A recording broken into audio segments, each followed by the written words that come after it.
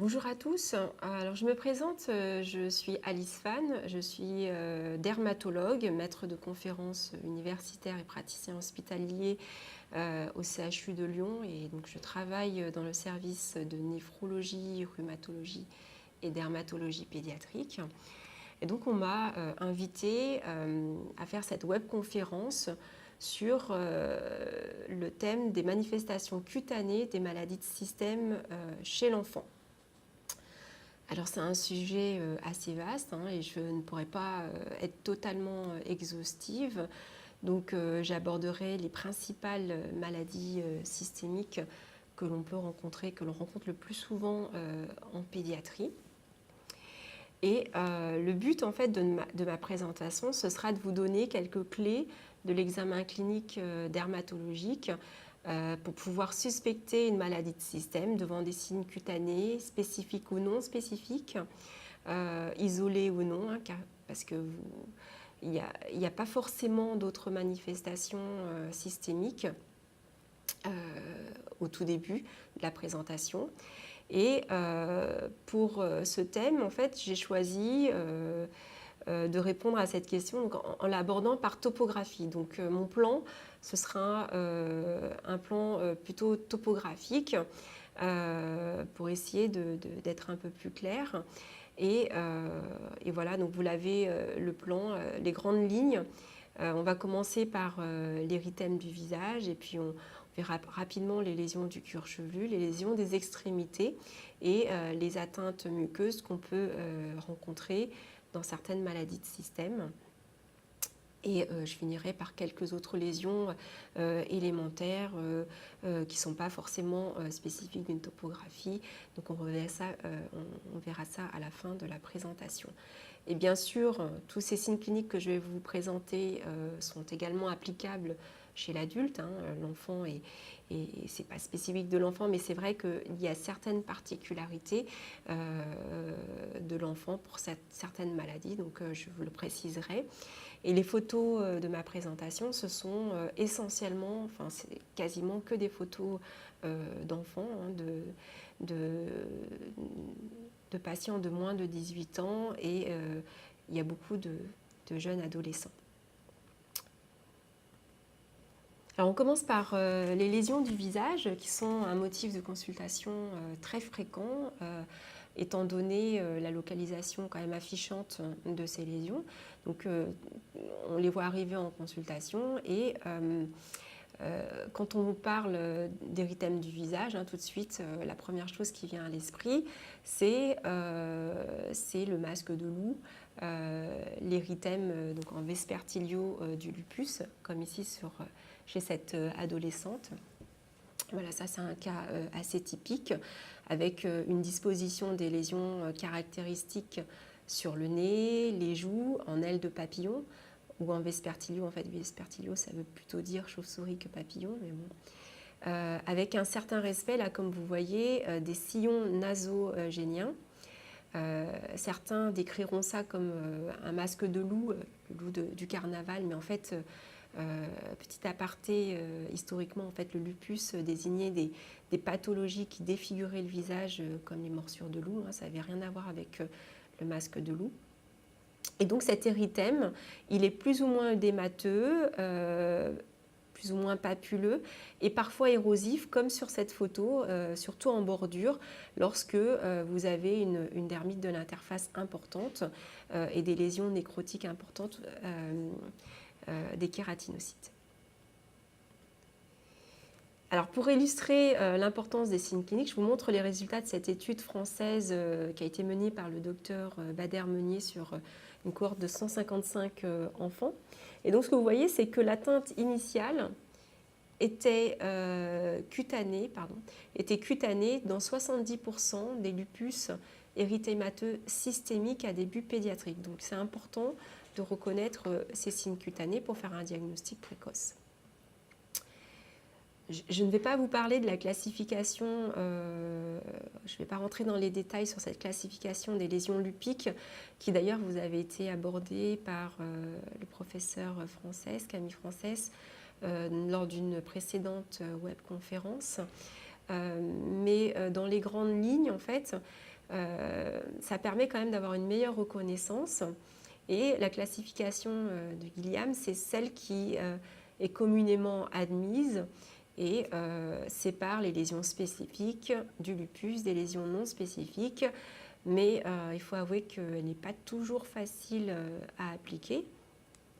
Et Dan Lipsker de Strasbourg avait proposé en 2010 une autre classification, anatomoclinique cette fois-ci, qui me semble plus simple et compréhensible et qui distingue les lésions spécifiques des lésions de vasculopathie thrombosante et des lésions neutrophiliques, ce qui donne une logique pronostique et de prise en charge. Donc ça paraît un petit peu plus pratique. Les lésions spécifiques du lupus, c'est celles-là même qui vont permettre de poser le diagnostic de lupus avec une image histologique caractéristique lorsqu'on fait une biopsie. Et c'est cette image histologique et clinique qui vont permettre de classer ces lésions en fonction de l'atteinte, si elles concernent la jonction dermo-épidermique, plutôt le derme ou l'hypoderme. Dans les lésions de la jonction dermo-épidermique, donc les lésions jonctionnelles, on retrouve toujours les trois principales formes en fonction de leur évolutivité, donc les lésions chroniques, subaiguës et aiguës. Les différences cliniques sont surtout dues à l'intensité et à la nature des lésions de la jonction dermo-épidermique et de la couche basale de l'épiderme. Les lésions de lupus érythémateux aigu, là comme vous pouvez le voir, sont très souvent associées à une atteinte systémique, alors que les lésions chroniques un petit peu moins.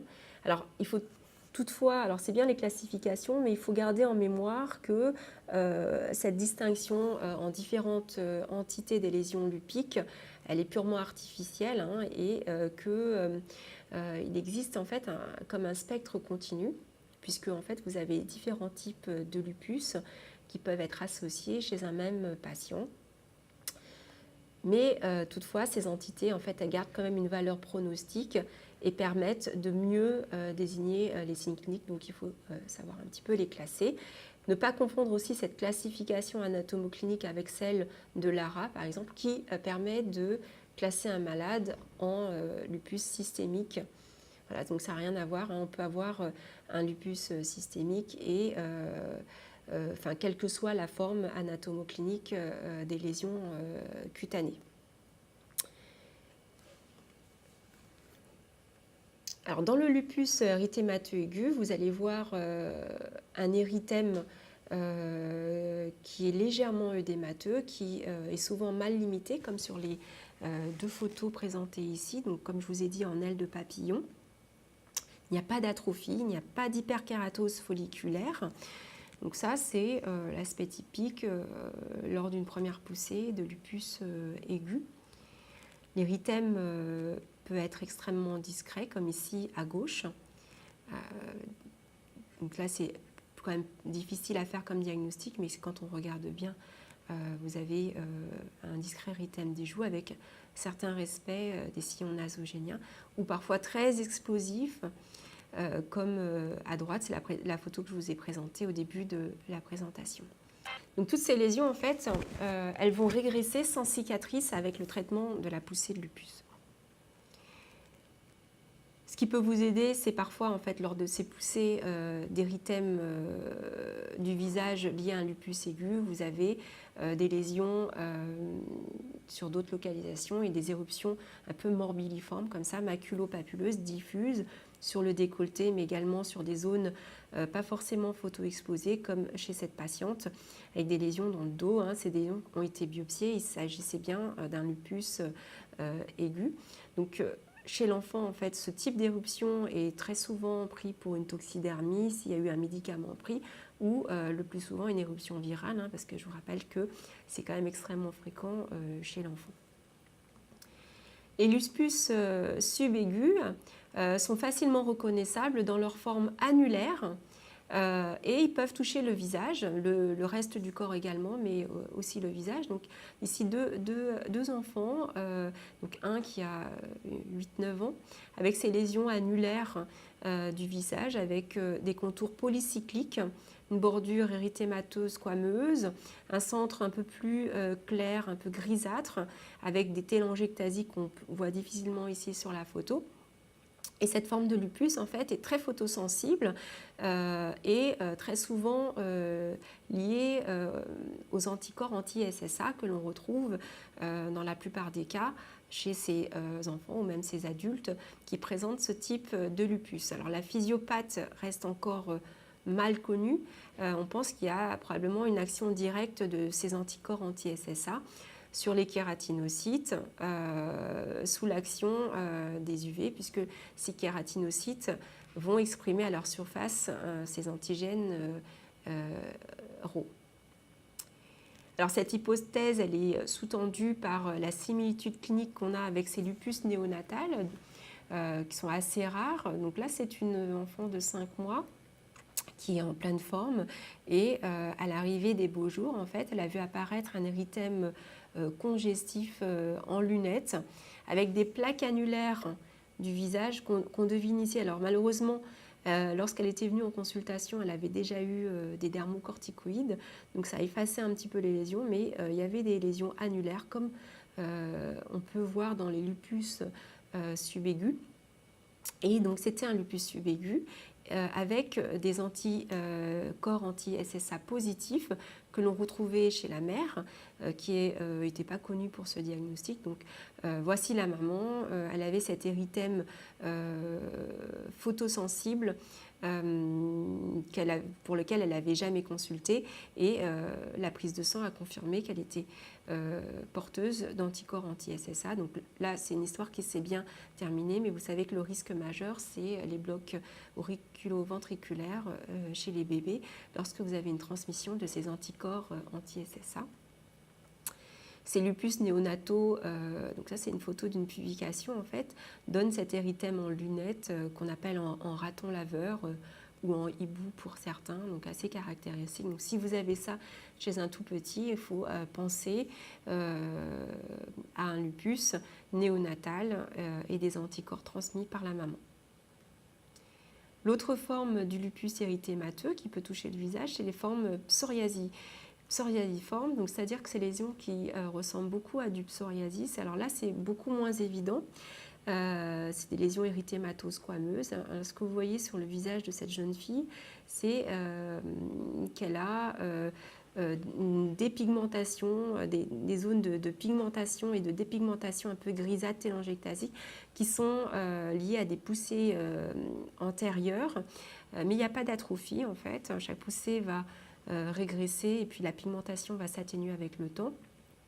Donc ça c'est la même jeune fille, vous voyez, avec des lésions aussi du tronc, du décolleté et des faces externes des bras qui sont très psoriasiformes de près, avec des zones de dépigmentation post-inflammatoire. Donc ça c'est ces formes psoriasiformes de lupus subaigu.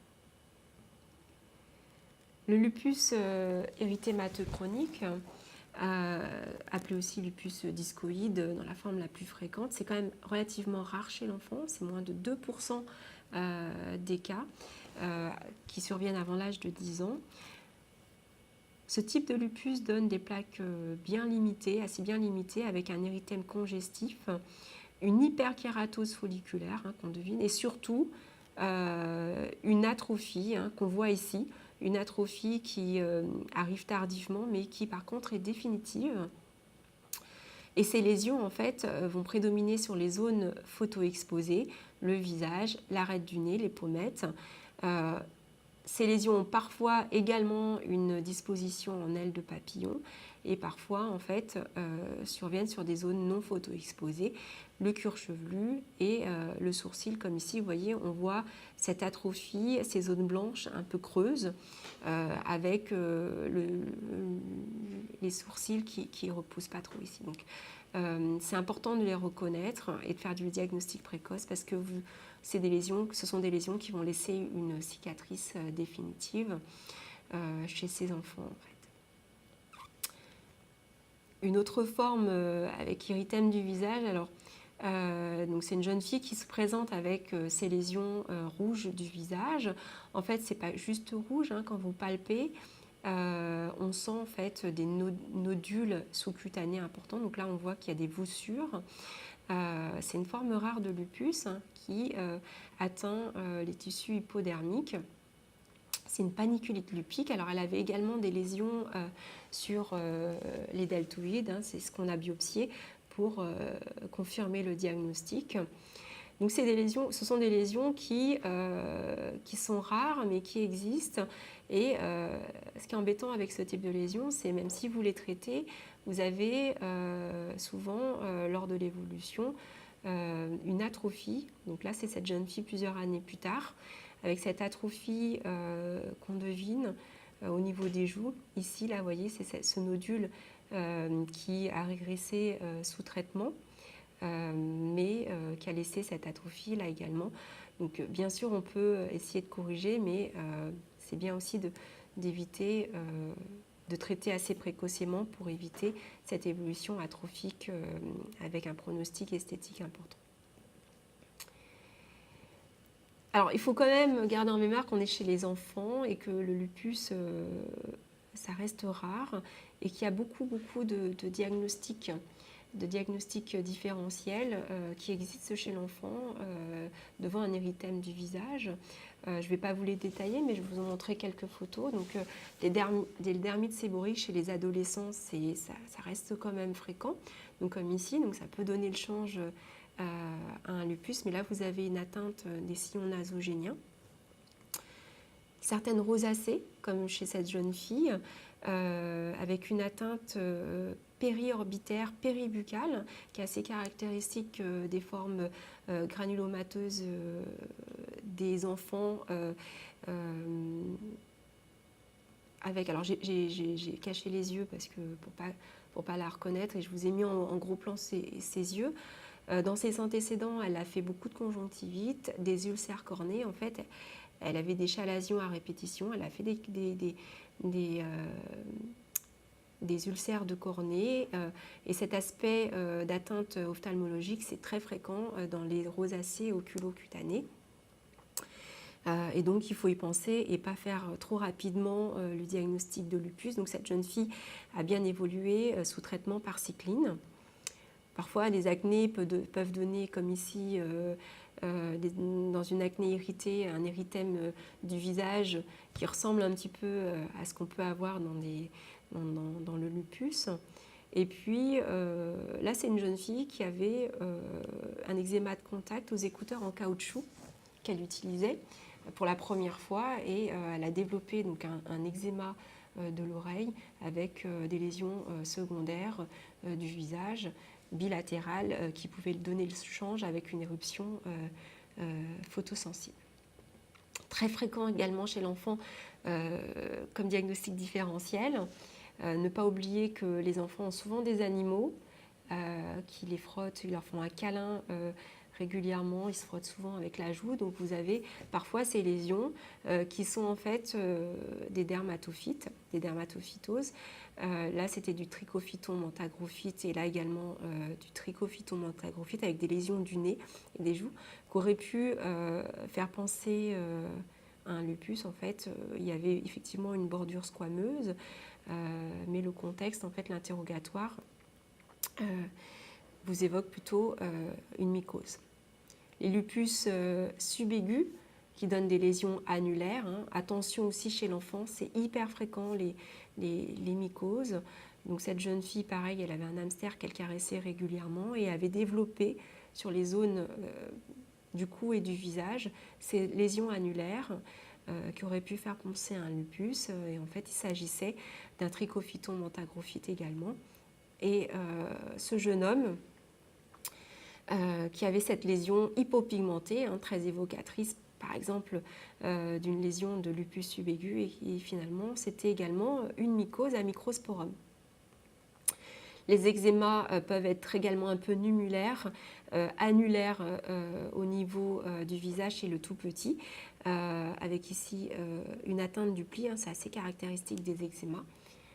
Il s'agissait d'un eczéma numulaire tout simple et pas d'une maladie de système.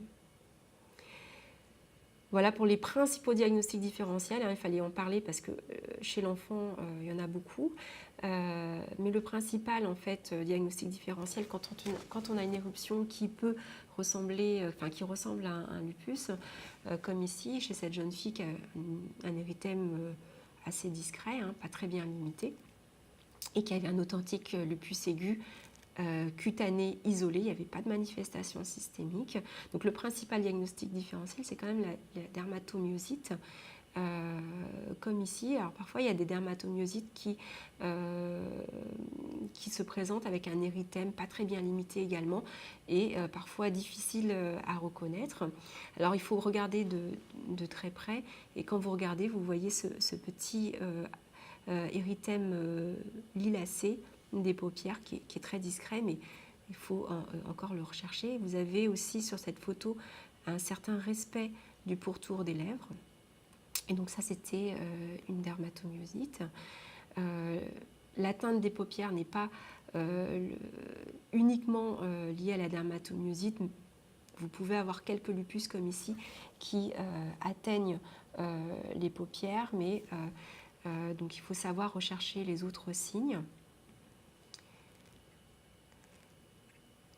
Alors là, vous avez 2 cas de dermatomyosite avec une atteinte des paupières nécrotées. Alors quand vous avez de la nécrose avec des lésions profondes nécrotiques, c'est plus en faveur d'une dermatomyosite que d'un lupus. Le prurite est également un signe fonctionnel important à connaître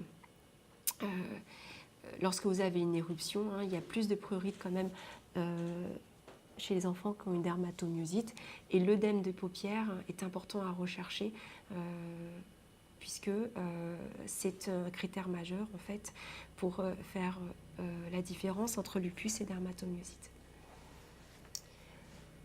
Donc un autre exemple de cet érythème très héliotrope en fait, très photosensible du visage, qui touche également le décolleté. Chez cette petite fille, avec toujours ce respect péribuccal et le respect du triangle sous-mentonnier. Donc ça, c'est très évocateur d'une dermatomyosite. Et cet érythroœdème dont je vous ai parlé, donc cet œdème qui accompagne l'érythème et qui est assez caractéristique de la dermatomyosite et surtout de la dermatomyosite juvénile. Ça peut être assez trompeur puisqu'il peut être isolé, donc ici avec une atteinte relativement asymétrique. Donc là on voit bien l'œdème des paupières chez cette petite fille, l'œdème également des pommettes qu'on voit mieux ici en fait. On voit que c'est bien gonflé.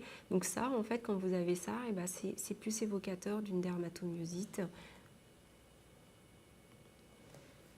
Donc ce petit garçon, en fait, il a 9 ans. Il consultait pour cet érythème en vespertilio, en fait. Il avait très peu de choses sur les paupières, donc on ne voit pas trop ce que j'ai mis des caches, mais voilà, il allait très bien, aucune plainte par ailleurs. C'était un peu difficile de faire la part des choses, mais si on regarde bien, vous avez cet aspect un petit peu poikilodermique avec ces taches blanches et brunes alternées et un peu télangiectasiques. Et ça, c'est plutôt en faveur d'une dermatomyosite. Et donc, il avait une dermatomyosite amyopathique pendant 1 an. Il a mis 1 an à développer une augmentation des CPK. Donc, quand vous avez des formes trompeuses comme ici, il faut savoir rechercher d'autres signes de dermatomyosite que je ne vous détaillerai pas et qui sont marqués ici dans ce tableau avec des lésions spécifiques, des lésions vasculaires et d'autres lésions. On reviendra sur les lésions des extrémités. Et chez l'enfant, en fait, ce qu'il faut retenir, c'est que l'enfant a beaucoup plus de lésions à type de vasculite que l'adulte. Les lésions de nécrose sont un petit peu plus importantes et n'ont pas la même signification que chez l'adulte. Quand on a une nécrose chez l'adulte, c'est plutôt des formes paranéoplasiques. Les calcinoses cutanées sont plus importantes chez l'enfant avec une fréquence de 30 à 50% des dermatomyosites juvéniles. Donc les autres signes, l'érythème, vous pouvez l'avoir sur les extrémités comme les coudes, les genoux et les malléoles. Donc ça, c'est pas systématiquement recherché, mais quand vous avez quelque chose de très discret comme le dernier cas que je vous ai montré, il faut savoir rechercher ces petits signes. Parfois, vous avez des éruptions un petit peu plus diffuses, comme cet érythème un peu en nappe du haut du dos, la racine des membres supérieurs ici et des membres inférieurs, avec ce qu'on appelait le signe de l'étui de revolver. Ils ont une atteinte un peu flagellée qui prédomine sur ces faces externes des cuisses. L'hypertrichose localisée et en particulier patellaire, comme ici, en fait, vous voyez, ce petit garçon avait beaucoup de poils au niveau des genoux, en fait, serait plus fréquent chez l'enfant que chez l'adulte. Alors, autre situation, autre érythème du visage, ça c'est un petit garçon de 9 ans qui présente ces lésions du visage.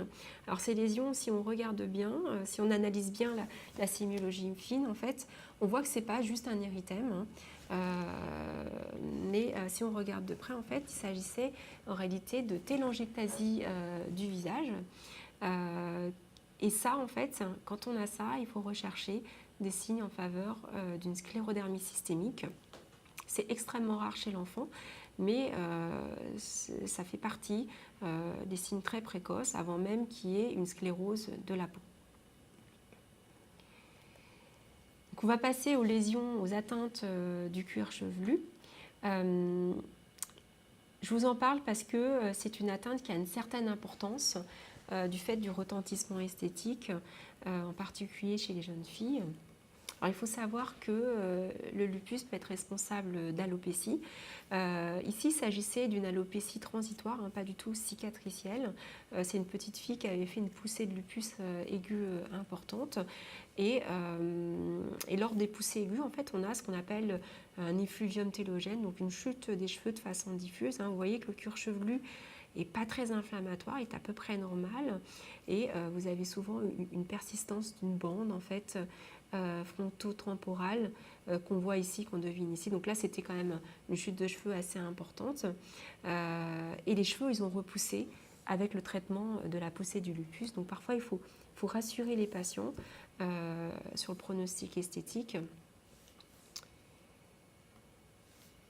Là également, vous avez un effluvium télogène, mais là, c'était une poussée de dermatomyosite. Là, c'était une poussée, un effluvium moins sévère, mais tout aussi gênant. Alors que les parents sont très inquiets parce que les cheveux sont plus aussi denses qu'auparavant.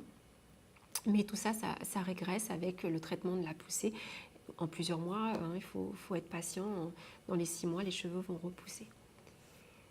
Alors par contre, vous avez également des atteintes qui vont concerner le cuir chevelu, des atteintes inflammatoires du cuir chevelu, comme ici dans cette poussée de lupus aigu.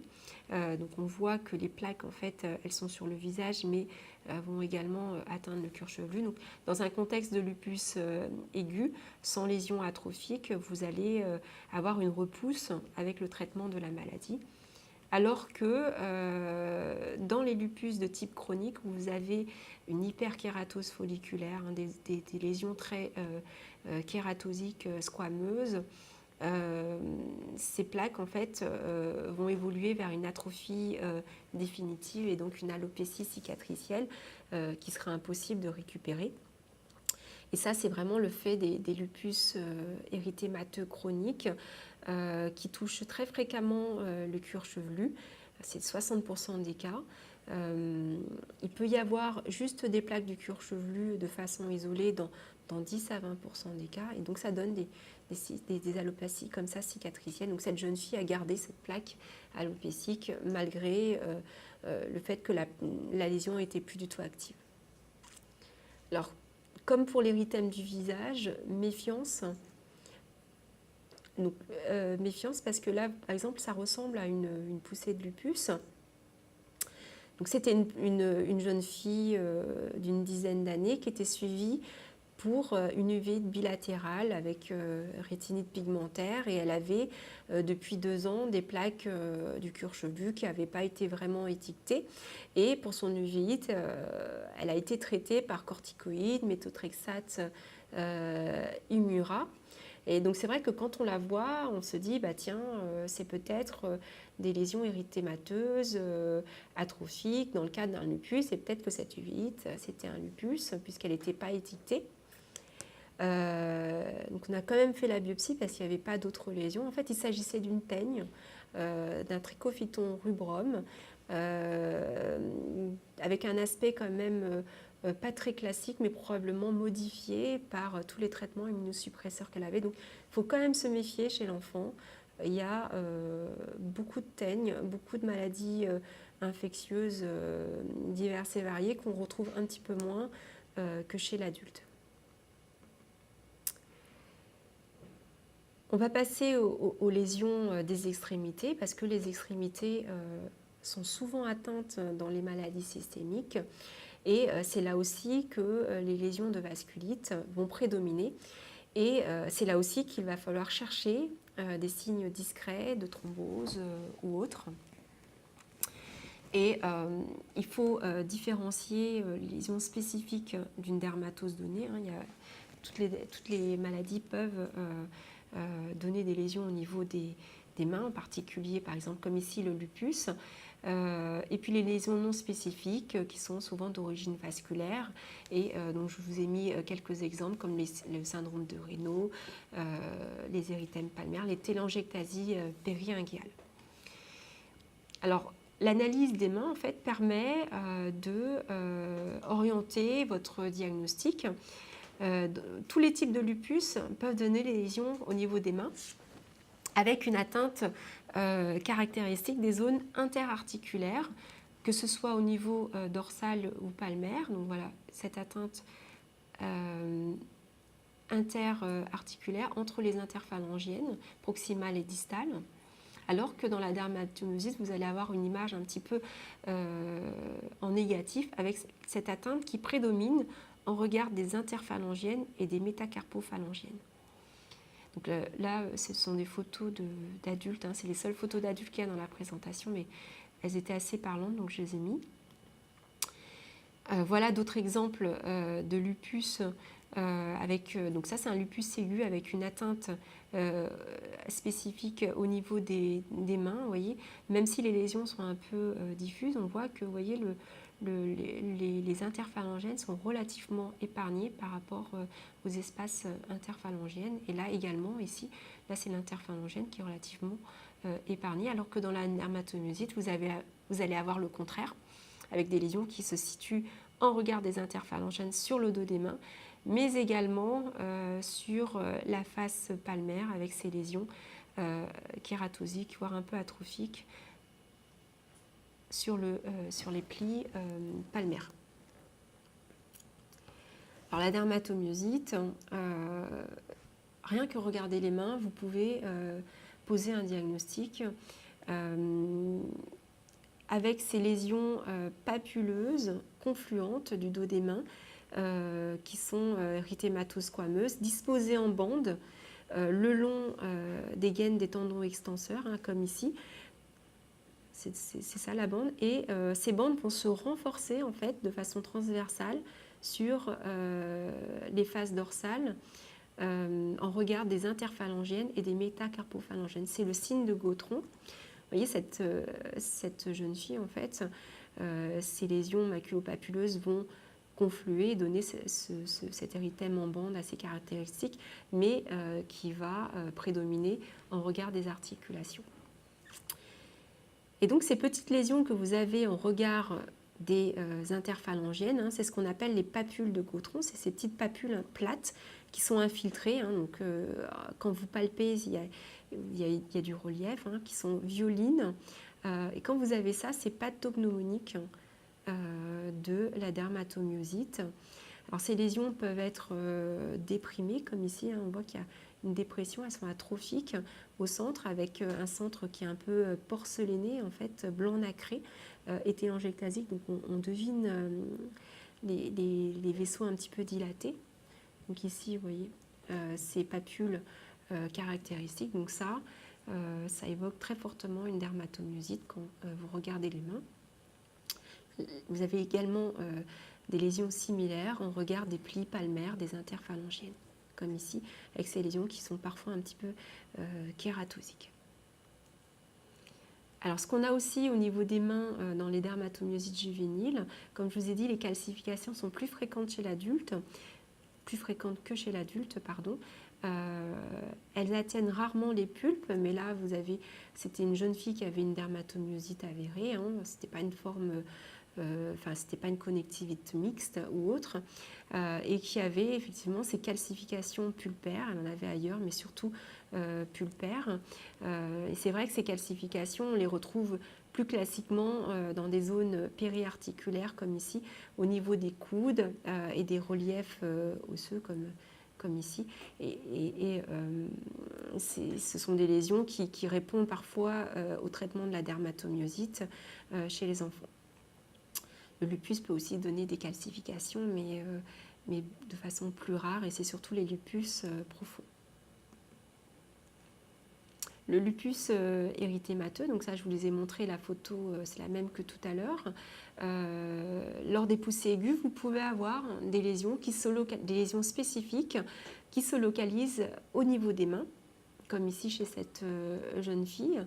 Donc de plus près, vous voyez, c'est des lésions, ce sont des lésions maculopapuleuses plus ou moins squameuses, qui prédominent toujours sur les zones interarticulaires. Donc là, c'était une poussée de lupus aigu, parfois avec cet aspect un petit peu annulaire qu'on a dans les lupus aigus, mais aussi subaigus. L'infiltrat ici inflammatoire est assez important et ça donne cette image annulaire, et voire même en cocarde à type d'érythème polymorphe. Je vous montrerai quelques photos. Donc ça peut donner le change à un érythème polymorphe, mais ce sont des poussées de lupus. Parfois, quand la poussée est très intense, quand la nécrose kératinocytaire est très intense, dans certains lupus suraigus, vous avez cet aspect qui ressemble vraiment à un érythème polymorphe, avec cette lésion en cible, en cocarde, nécrotique, bulleuse. Donc ça, c'était une jeune fille qui faisait régulièrement des poussées de lupus subaigu en fonction de sa compliance au traitement. Voilà un autre exemple de poussée de lupus subaigu, toujours avec ces lésions un peu moins nécrotiques, mais toujours un petit peu annulaires, assez caractéristiques, avec parfois, vous voyez, ce qu'on voit, c'est des lésions qui sont un petit peu atrophiques. Et quand vous avez ces petites lésions atrophiques, il faut se méfier des thromboses associées. Donc c'est vrai qu'on ne fait peut-être pas assez souvent, notamment chez l'enfant, des biopsies des lésions des mains parce que c'est douloureux, mais probablement qu'il faut biopsier ce type de lésion pour être sûr qu'il n'y ait pas de thrombose des petits vaisseaux du derme, puisque ça change la thérapeutique. Donc un autre exemple de poussée aiguë de lupus avec des lésions différentes cette fois-ci. Donc là vous avez des lésions qui sont plus spécifiques, mais des lésions purpuriques avec des troubles trophiques. Donc là vous avez des petites nécroses pontiformes avec des lésions croûteuses.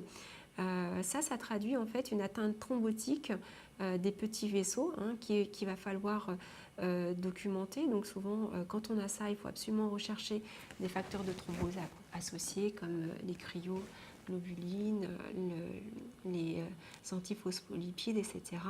Donc ça, il faut méfiance quand vous avez ça.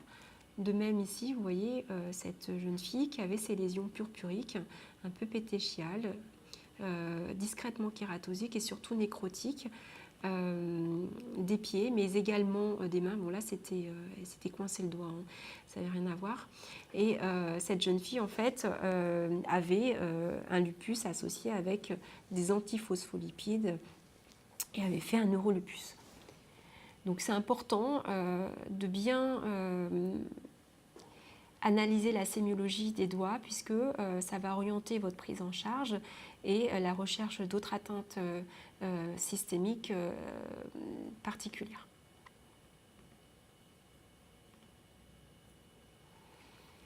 Ça, c'est un jeune homme qui avait rien d'autre que ça, qui consulte, donc il a 10 ans, il consulte pour ses lésions au niveau des doigts qui sont apparues l'hiver dernier. Et il n'avait rien d'autre par ailleurs, pas d'érythème du visage.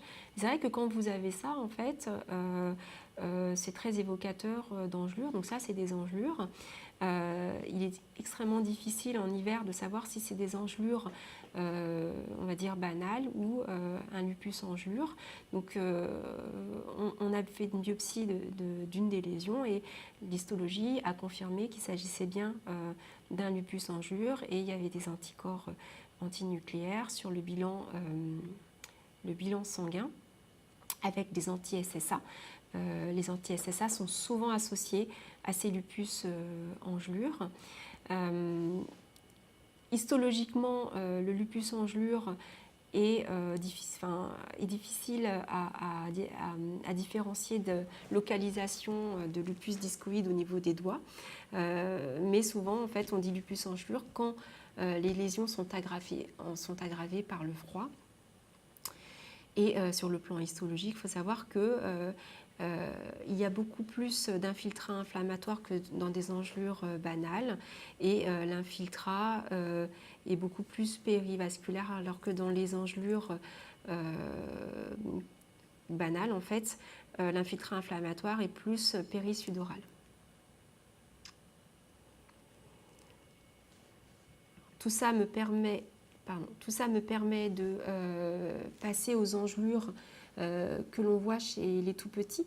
Donc, une patiente ici qui, à l'âge de 2 ans, présentait des engelures, surtout l'hiver, mais l'été un petit peu aussi. Mais c'est vrai que les lésions étaient aggravées l'hiver, vous voyez. C'était des engelures assez sévères avec une atteinte des pieds, mais également des mains. Alors, c'est quand même beaucoup plus rare d'avoir des engelures au niveau des mains. Donc ça doit faire suspecter une atteinte d'une maladie systémique, donc avec des zones nécrotiques ici. En reprenant l'interrogatoire, on s'est rendu compte que sa cousine avait également des engelures. Donc voilà sa cousine. Donc elle n'avait jamais consulté pour ça. Donc elle avait ces lésions cyanotiques, purpuriques, voire nécrotiques ici, vous voyez, avec un petit décollement bulleux au niveau essentiellement des pieds. Donc elle s'en plaignait pas particulièrement. C'est pour ça qu'elle n'avait jamais consulté. Mais le fait d'avoir des engelures à un âge très précoce, qui perdurent un petit peu aussi l'été, qui touchent également les mains, et d'autant plus qu'il y a un contexte familial, il faut absolument rechercher des pathologies associées, notamment des interféronopathies. Et là, il s'agissait d'un syndrome d'acardie gouttière familial avec une mutation familiale du gène SAMHD1. De même, c'est un petit qui consultait, il consultait l'été, donc il n'avait plus rien, il était parfait. Et il avait ces lésions que la maman me montre en photo, ces lésions, ces troubles trophiques, ces lésions un peu nécrotiques au niveau des doigts, mais également au niveau du nez. Donc c'est vrai que d'avoir des engelures au niveau du nez, c'est quand même peu fréquent dans nos contrées, où il ne fait pas particulièrement froid. Et à cet âge très précoce. Et quand on regarde la maman, elle se plaignait également de petites lésions, parfois qu'elle avait un peu minimisées au niveau des talons. Vous voyez cet aspect un peu bleuté au niveau des pulpes des orteils.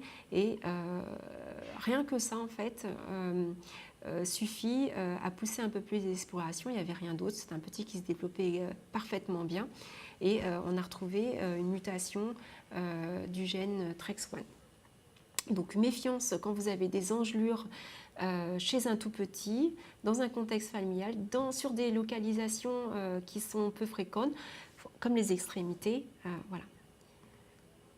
Le syndrome de Raynaud, Donc, comme on parle des extrémités, on ne peut pas ne pas parler du phénomène de Raynaud qui touche 50% des collagénoses. C'est surtout fréquent dans la sclérodermie systémique et ce phénomène peut précéder de plusieurs mois, voire années, une maladie de système et notamment une sclérodermie. Donc quand vous avez un enfant qui a un phénomène de Raynaud, il faut le surveiller, bien l'examiner, regarder s'il n'a pas des télangiectasies au niveau du visage et qui pourrait vous donner un diagnostic plus précis de sclérodermie systémique. Le phénomène de Raynaud, on peut le retrouver dans certains cas de lupus, surtout ceux qui sont associés à des anticorps anti-RNP. C'est relativement rare dans les dermatomyosites, bien que ça ait été rapporté dans 10 à 15% des formes de l'adulte. Et puis dans d'autres connectivites plus rares dont je n'aurai pas le temps de parler. Donc voilà un enfant de 8 ans qui avait un peu les doigts boudinés et qui se plaignait d'un phénomène de Raynaud depuis 3 ans.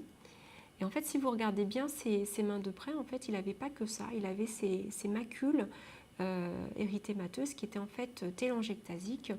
Et il avait également des télangiectasies au niveau du visage. Et ça, c'était une sclérodermie systémique.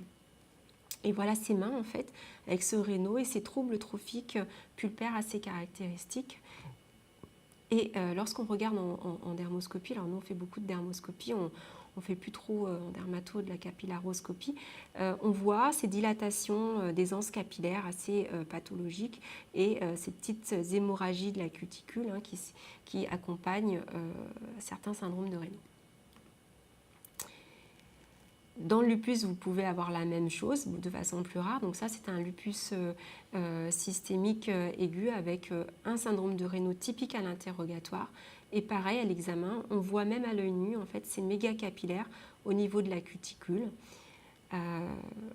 Et c'était un lupus avec des anti-RNP, donc beaucoup plus fréquent quand vous avez un syndrome de Raynaud associé.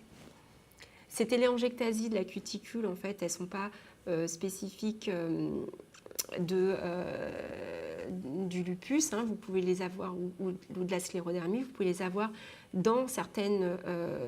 dans les dermatomyosites, avec souvent en fait, ce qu'on appelle le signe de la cuticule, c'est-à-dire un œdème congestif de la cuticule, qui est douloureux lorsqu'on palpe la cuticule, lorsqu'on refoule la cuticule, donc c'est le signe de la manucure. Vous voyez cet enfant qui avait un œdème des mains et cet érythème en fait périinguéal qu'on retrouve également au niveau des orteils chez cette jeune fille qui avait une dermatomyosite. Et si on regarde cliniquement de plus près, on voit ces petites hémorragies, ces petites nécroses de la cuticule avec ces dilatations capillaires qu'on voit en dermoscopie. Alors c'est vrai que c'est pour ça qu'on ne fait plus de capillaroscopie, on voit ces petites hémorragies cuticulaires qui disparaissent en fait après le traitement. Alors, juste pour finir sur les lésions acrales, cette jeune fille avait un lupus aigu, alors elle prenait moyennement son traitement et un jour elle se présente avec ces lésions annulaires au niveau des pieds qui nous ont un petit peu perturbés parce que c'est pas fréquent. Donc on les a biopsiées. Et la biopsie a répondu que c'était une atteinte profonde de type engelure avec des images de thrombose capillaire. Et effectivement, si on regarde de très près ce qu'elle avait par ailleurs, elle avait un très discret érythème, enfin une érythrose palmaire et surtout en fait cette petite chose au niveau de l'oreille qui aurait pu nous faire tilter vers des thromboses artérielles et capillaires, pardon. Bon, du coup, là-dessus, on a fait un bilan un peu plus poussé et heureusement, il n'y avait rien de particulier. Les lésions ont régressé sous traitement, sous reprise du traitement.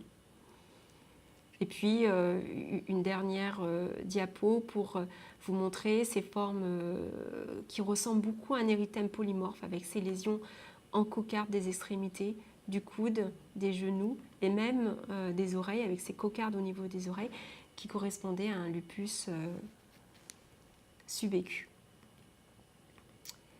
Les lésions muqueuses, on va aller un petit peu plus vite parce qu'elles n'ont rien de spécifique. On peut les retrouver dans les lésions de lupus érythémateux aigu avec des érosions étendues, plus ou moins bien limitées, avec une atteinte parfois de la semi-muqueuse, de la lèvre, plus ou moins nécrotique en fonction de l'intensité de l'atteinte de la jonction. Donc ça, c'est assez caractéristique. Ça peut gêner l'alimentation, donc parfois on est obligé de les hospitaliser. Vous pouvez avoir une atteinte plutôt de type aftoïde dans ces poussées de lupus, avec une atteinte donc, du palais, mais aussi des gencives, comme ici, chez cette jeune fille. Enfin, là, il y a ces deux patients différents qui avaient une poussée de lupus aiguë. Dans la dermatomyosite, en fait, on a également eu parfois une atteinte un peu différente, qui n'est pas forcément érosive, hein, de la gencive, avec en fait une hyperémie du collet dentaire et des télangiectasies qu'on devine comme ça à l'œil nu. Donc ça a été décrit dans la dermatomyosite, et c'est vrai que depuis que je regarde systématiquement dans la bouche des enfants, en fait, on le voit assez souvent. Hein, vous voyez de plus près, on voit ces dilatations capillaires. Alors la signification, on ne la connaît pas bien parce qu'on ne s'amuse pas à biopsier les gencives des enfants, mais probablement que c'est un peu la même chose que sur la cuticule des ongles, et cet aspect en fait régresse avec le traitement de la dermatomyosite. Cet enfant-là qui est pas un phototype foncé, hein, c'est pas une pigmentation ethnique, et au début de sa maladie, en fait, présentait cette pigmentation gingivale que j'avais personnellement pas vraiment étiquetée, et que la maman avait bien remarqué que c'était nouveau. Et en fait, c'était probablement également l'équivalent de cet érythème gingival avec une pigmentation post-inflammatoire, et cette pigmentation a régressé avec le traitement de sa dermatomyosite. Donc ces petits signes en fait, sont intéressants à rechercher dans ces maladies de système. Donc on finit par d'autres lésions qui sont assez caractéristiques, hein, c'est des lésions élémentaires. En dermatologie, on réfléchit beaucoup en lésions élémentaires, notamment les bulles. Alors, c'est un tableau tellement caractéristique que je vous le montre. Hein. Là, c'est une jeune fille qui présente des placards comme ça, urticariens, qui vont et qui viennent, très prurigineuses. Et si on regarde de plus près, en fait, ce n'est pas juste de l'urticaire. Vous avez des vésiculobules sur ces placards urticariens, en périphérie, comme ça, un peu en regroupé. Et effectivement, elle a développé sur le visage ces lésions vésiculobuleuses. Donc ça, c'est assez typique d'un lupus bulleux qui peut survenir sur les zones photo-exposées et non photo-exposées. Et c'est des formes très sensibles à la dizulone, donc elle a guéri sans cicatrice. D'autres bulles beaucoup plus vastes, donc ça c'est des décollements, vous voyez il y a des lésions bulleuses avec des décollements qui ressemblent à des nécrolyses épidermiques toxiques. Et en fait c'est une authentique poussée suraiguë de lupus avec une nécrose très importante des kératinocytes basaux qui va engendrer en fait de vastes décollements. Donc c'est très difficile de faire la différence sur le plan histologique entre une toxidermie, une nécrolyse épidermique toxique et un lupus, mais c'est le contexte qui vous le donne. Les lésions de Livedo, autres lésions élémentaires caractéristiques des maladies de système, il faut savoir les rechercher, notamment dans le lupus parce que ce sont des lésions voilà, en maille ouverte, grande maille ouverte comme ça, qui sont associés à des antiphospholipides et donc à des accidents artériels neurologiques qu'il va falloir rechercher.